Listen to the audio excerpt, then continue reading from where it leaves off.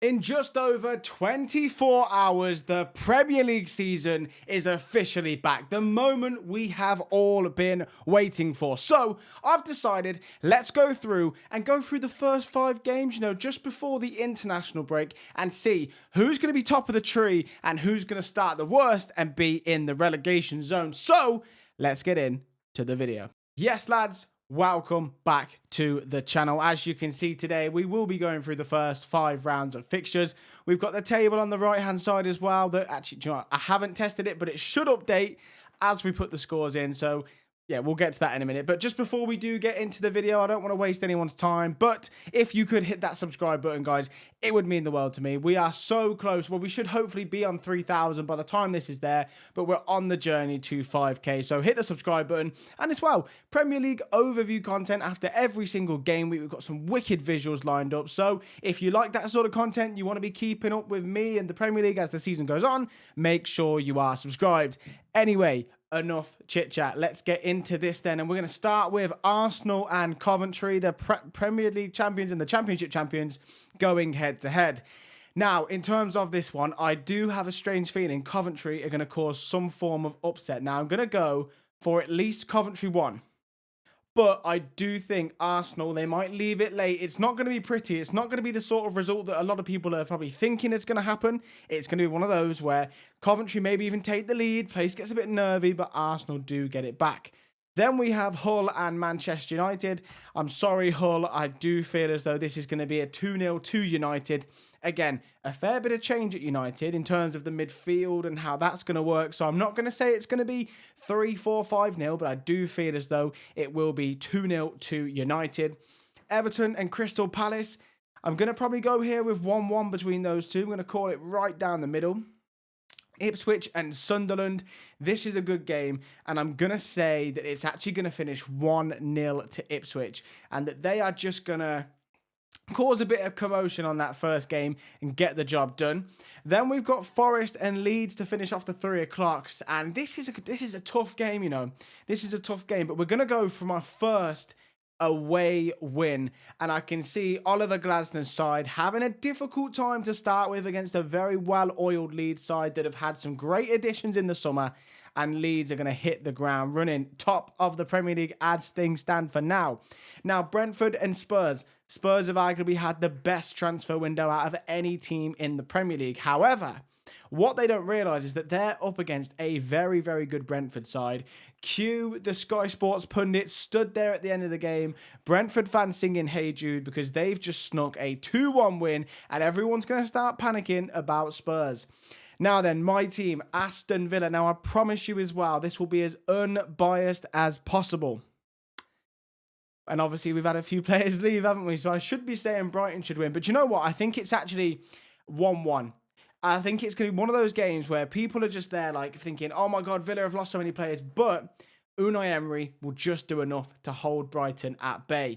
Now, Manchester City and Bournemouth, Enzo Maresca's going to want to get over that hump that was the Community Shield. 2-0 win there. Nice and straightforward. Nice and simple. I do like Bournemouth. They're a good side. But ultimately, Maresca's got to put a statement performance down.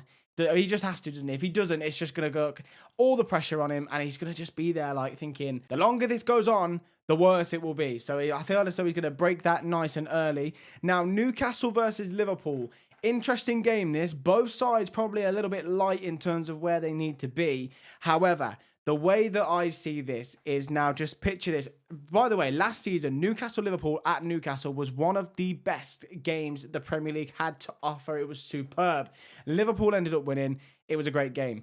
Now, how do I think it's going to go? Newcastle atmosphere is always good, but it's going to be even better because they've watched their squad get torn apart. And so therefore, up against Liverpool, who have Alexander Isak on the pitch as well, the atmosphere is going to be hostile. The new manager's in charge. He's going to want to play high intensity, high pressure. The place is going to get up for it. And I'm actually going to go and say that it's going to be 1-0 to Newcastle. And it's going to be some atmosphere. Cannot wait to watch that game. Finally then, last game of the first round, we've got Fulham and Chelsea. Interesting game this between these two sides. I do think that Fulham are going to be in and around the relegation zone, but they're up against the Chelsea side. New system, new manager, new players. Is that going to be an advantage for them? I'm going to say no. I'm going to say that Chelsea will be 2-0. It might be 1-0 for a bit, and then they'll go and clinch the winner. So, after game week 1, this is how the Premier League table looks. Hull City at bottom.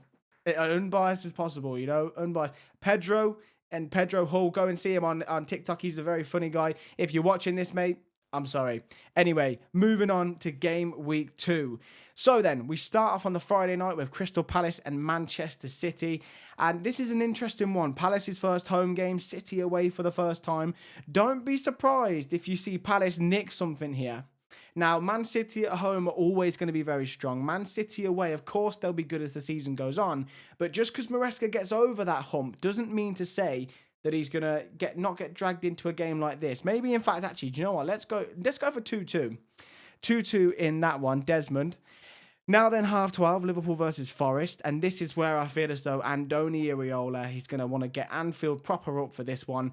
After the first game week, you know, things aren't looking too good. Away at Newcastle, very tough.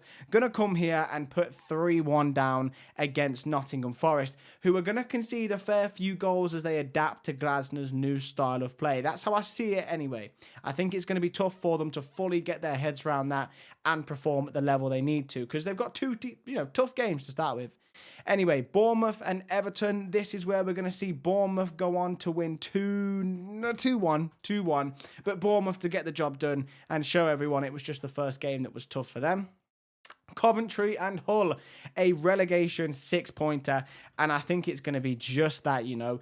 Two teams that in the first game of the season weren't able to really express themselves. Hull City going to be coming to Cov. Yes, you might think, well, Hull are going to play horrible football, so why is this going to be such a high-scoring game? Coventry are going to be absolutely up for this. It's going to be some atmosphere when We'll Live and Die in These Towns plays for that first time as a Premier League club. It is going to hit like crack for them. So it's going to be a very tough atmosphere. They're going to get an early goal, maybe even go 2-0 up. However, this is the Premier League and nerves do begin to set in. It's a different level of pressure. Hull going to find their way back. Coventry get the winner. People will say generational day for Coventry City fans at 3 o'clock on Saturday.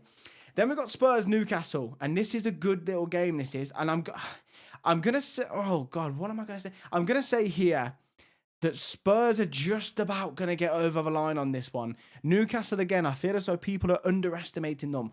I like what I'm seeing here. And in terms of the manager, the way he's coming across, I've got no actual credible footballing evidence to back this up. But I do like the way he's coming across. And I think if he can get that team just playing to his way, it will benefit them. But not enough to beat Spurs at home, who are going to want to get over that first loss in my world where they did lose and bounce back well. Now, Chelsea and Brighton, this is actually, I think Xabi Alonso's first home game. He's going to want to make sure he gets the win. But I feel as though this could be a bit of a tight one, to be fair. I might even just say, I might say 2-0 again for Chelsea. Another clean sheet. That's the problem I've got with this one. That's the problem I've got. But then I'm going to say 2-1 to Chelsea. I think, again, a very tight, close game. I can't see many goals going in terms of Brighton conceding, but Chelsea just enough quality to unlock them. Now, Leeds and Brentford, this is again another interesting one. Ellen Road, very, very good place. And again, first game of the season, you have to take this into account because the atmospheres at the home grounds are often very, very strong. I'm going to go, though, I'm maybe going to do that, you know. You could just see it Sunday afternoon and it's just a stalemate. Lots of chances, big saves here and there, great tackles, good attacking play, just no goals. That's what I really see on that one. Then Sunderland to bounce back and get a 1-0 tight win against Fulham. Again, another very tight game there. Before Manchester United rounding it off, Old Trafford 4-1. Lots of good vibes, lots of good feels around this one. We did remember back in the day, a few seasons ago when Ipswich and Man United played. Very tense affair. It's a different beast now. It's a different Manchester United. Statement victory, going to propel themselves to top of the Premier League. Villa and Arsenal will go with 5-0. So that is round 2, everyone. Do you know what? Like this game means something to me. Okay, this game means something because we can't. Ezri Konsa, by the way, no context. Ezri Konsa has just moved to Arsenal. And it's painful, bro. It's painful. Do you know what I mean? Like, I'm struggling here. I'm struggling. This is going to be a tough game. And if Arsenal do win this game, now let's flash back to last season, Emi Buendia scoring that winning goal. My word, I don't think I've ever felt a feeling like that. When that goal went in, it was just unbelievable. Is it going to be the same this time? I don't think it is. It's pain. Now, I said this is going to be unbiased. It's paining me to do this, but I do genuinely believe Arsenal get through it, scrape it, and get the job done. They don't like coming to Villa Park. They've obviously had some good wins, but we do play well at Villa Park. Oh, that pains me to do that, but we're going to move on. Anyone but Arsenal. I don't mind saying Villa are going to lose, especially it's the first 5 games. Who cares? But especially against Arsenal. Anyway, Ipswich, who have had a tough old run, haven't they? They've had a tough old run to start the season off. Can they get anything at Liverpool? I'm going to say 1-0 to Liverpool. Again, very cagey, close game. Liverpool win it late on. As for Newcastle and Bournemouth have got some tough fixtures to start as well. I'm going to say this is going to be 2-2. A lot of attacking quality on display. And I just feel as though that if anyone's going to go to St. James's Park, it's a team like Bournemouth that play without any fear. That's the side that's going to go on to go and get a point at least from that game. Brentford and Sunderland, again, a really good game this. I really fancy Brentford to do some good things in this season. So I'm going to go and say this one finishes up 3-1, but it's a closer game than that lets on in my eyes. So we'll go with that. Now, Brighton and Leeds up next. This is another good game. Brighton are going to be throwing everything at it. They're going to want to pick their season up, go and get their first win. Leeds have already got that win under the belt. They haven't actually lost at this point. This is where the first loss might have to come in. Actually, you know what? Actually, no, I'm going to say 1-1. And Leeds to just continue this good start, unbeaten start, and make it 3 out of 3. Unbeaten, not wins, obviously. Fulham and Palace now, and I feel as though I could see an away win coming in here, and I'm going to say that it might end up being maybe a 2-1 job. I think Arbeloa is going to have a very difficult time to start the season off. Manchester City and Coventry. I'm torn between something 1, 3, 4. We'll go 4-1. We'll go in the middle. 3, 4, or 5. That's what I was thinking. But I just genuinely think that Coventry, this is where they're going to find out. Manchester City, the quality that they've got. I just think anyone that goes at home, away to Man City, so Man City at home, start the season, it's going to be tough. It will be tough. So I'm going to say Man City to get that one done. Forest and Spurs here. I'll give this a little away win and a tough start for Forest. And there you go, 3 out of 3 losses for both Fulham and Forest. But I just feel as I'm thinking it's Glasner. He's gonna get it moving at some point, isn't he? But again, say 2-1. I just think Spurs will be too strong, too much of a well-oiled machine by game week 3 for Forest to really cause a dent in it. So that's how that's going to be. Hull and Aston Villa. I've got a really bad feeling about this game. Really bad feeling. I'm going to go as far as saying that this game actually finishes... This game finishes 1-1. Because, in fact, no. Do you know what, actually? I know my club. This game finishes 0-0. It is a horrible game of football. Hull sit back. Villa unable to break down the sort of like the sitting back, the low block, sorry. And it's just going to be Hull on the counter. A couple chances here and there. Suzuki makes a few saves. It's so weird saying Suzuki, not Martinez. But that's how that one finishes there. Everton versus Manchester United here. This one's got a bit of an interesting result written all over it. I'm going to say 3-2 to United with a last gasp. I don't know, Fernandes, Embuemo, someone to just ruin Everton fans' day. And lastly, we've got Arsenal and Chelsea. What a game this is. Is this the 2 title contenders for the season going head to head? Maybe it is. And I'm going to say that this is going to be an upset. I'm going to say that it's going to finish Chelsea 2, Arsenal 1. And I'll give some justification for this because I appreciate Arsenal fans might just think I hate you. I sort of do. But why I think they're going to do it. Arsenal this season, they're going to start a little bit slowly. As we've seen in the previous rounds, we've seen that they've not... I mean, what did we go for exactly? We went for 2-1 against Villa. Tough away game, that is, but to get the job done over the line. 2-1 against Cov. Again, a game that's just going to be a bit difficult. You know, first one back, etc. You're champions. And then you come up against Chelsea. And I can just feel as though there's going to be that result early doors for Arsenal that just almost, it'll be Gary Neville saying, this is actually the best thing that could have happened to this team. You know, one of those results where it says they needed that loss to humble them to then bounce back. So that's what I'm going to go for in that one there. So let's just quickly look at the table then for round 3. That is where it is. No team, I was going to say Fulham and Forest, the only teams to not have any points.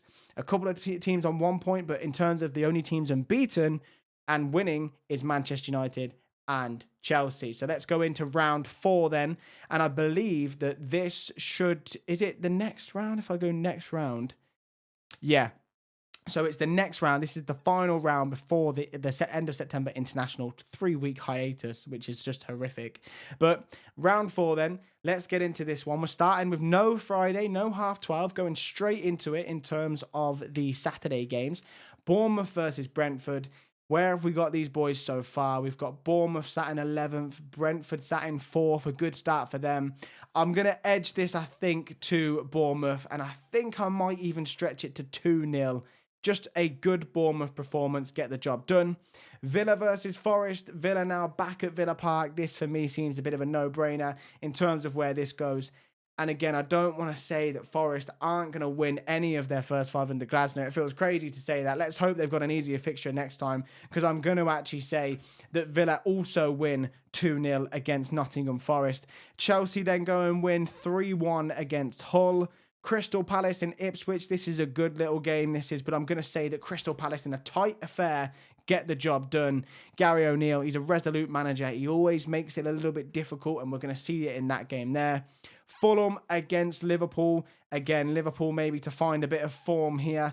Maybe a goal for Fulham. I can see Liverpool being a little bit leaky at the back, and so there you go. But regardless, they should have enough going forward. Tottenham and Everton. Again, I mean, I keep saying they're good games. They're all good games. I'm just excited to have football back, all right? But Tottenham and Everton, I can't really see Everton picking up many points in this first couple of games. I think it's going to continue going into round 4. I'm going to maybe say 2-1 to Spurs, just doing too much to get the job done.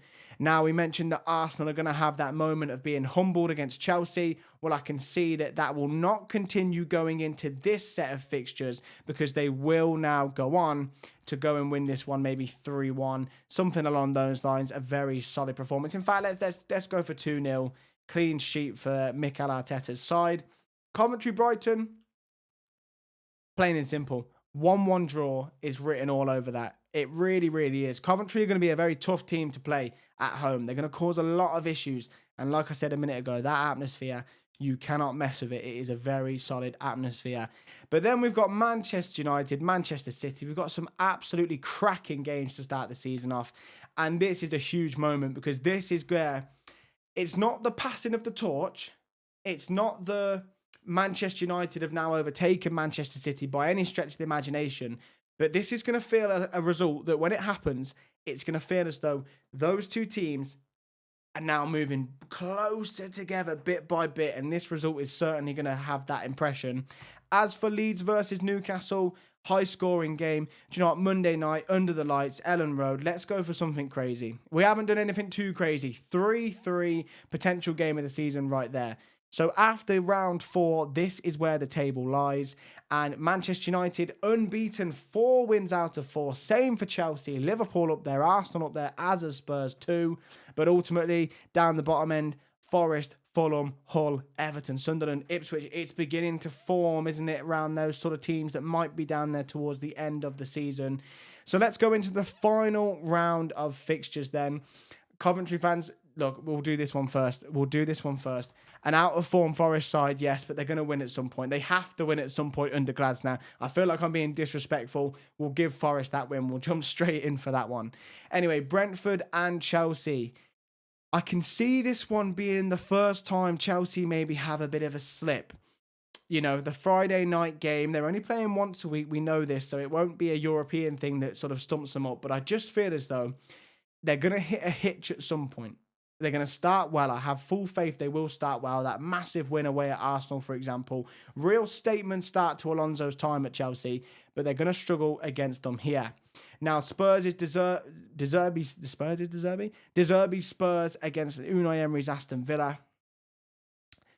Or no, I don't want to do it. I don't want to do it. But I will say that this one stinks of a 1-0 to Tottenham job. Tight game. Spurs just nicking it in some sort of way. Villa maybe having a few problems. Teething period where they're just trying to get the new signings to grip.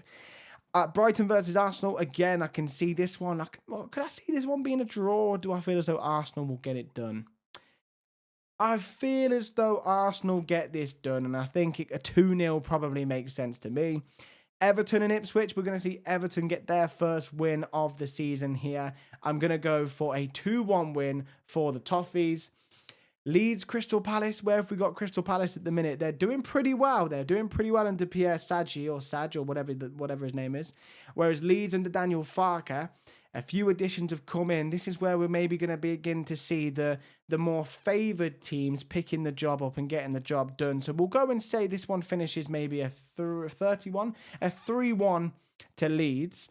Then we've got Manchester City and Sunderland. Sunderland away will be a tricky little team, but I will say that Sunderland aren't able to really stop that Man City steamroll at home, and they will not get the job done.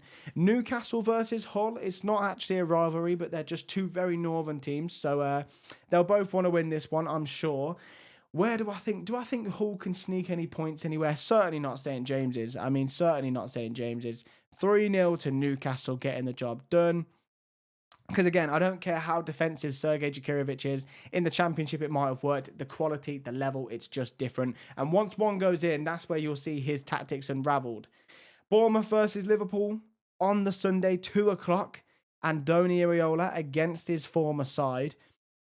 It just has the feel, doesn't it? It just has the feel of one of those results where you're looking at it at the end, the Bournemouth fans are going crazy. It cuts to Iraola at the end. He shakes Rose's hand, walks down the tunnel, and he's thinking, oh, they're going to kill me for this one. They're going to kill me for this one. So I'm going to say a bit of a shocker there and go for 2-1 there. So the big question here is, am I going to say that it's going to be Manchester United that are top of the table at the end of game week 5? Or am I going to say Fulham are going to sneak a result and get their first point of the season? Ooh, I don't know, I don't know. I haven't came into this, as you can probably tell. You're at the end of the video now. You can probably tell I've not really thought much of this. Do I say that Fulham get a goal and go 1-0 up? And United have to really claw it back under Carrick? Because we do know they do concede these silly goals from time to time. I think I'm going to go for that. They will still be top of the table. It was only a Fulham win that could have changed it. But there we go. As you can see, that is my Premier League table. Going into the international break, this is where it lies for me. Hull, really tough start. 1 point for them. Same for Fulham. Sunderland in the relegation zone. Forest, Ipswich, Brighton, Coventry, Everton sort of around there. The best of the rest, you've sort of got Villa upwards, Palace, Brentford, Newcastle, etc. And then the European places, I guess the key things to mention here. Leeds United in 7th, Bournemouth in 6th. And the rest is pretty straightforward, isn't it? The top 5 being the sort of big 6 teams. But Liverpool starting just a little bit the worst out of the conventional big 6, with the big 7, which I'm going to try and start going with Villa involved. Villa obviously, in 12th place. But it'll be very, very interesting. Let me know in the comments, guys, what you think, where results you think I've gone this way, you think it should go that way. I love hearing what you guys say. So get in the comments and let me know. As I say as well, guys, make sure you hit the subscribe button. We've got so much more content coming. I will see you guys on the next one. Just tell me.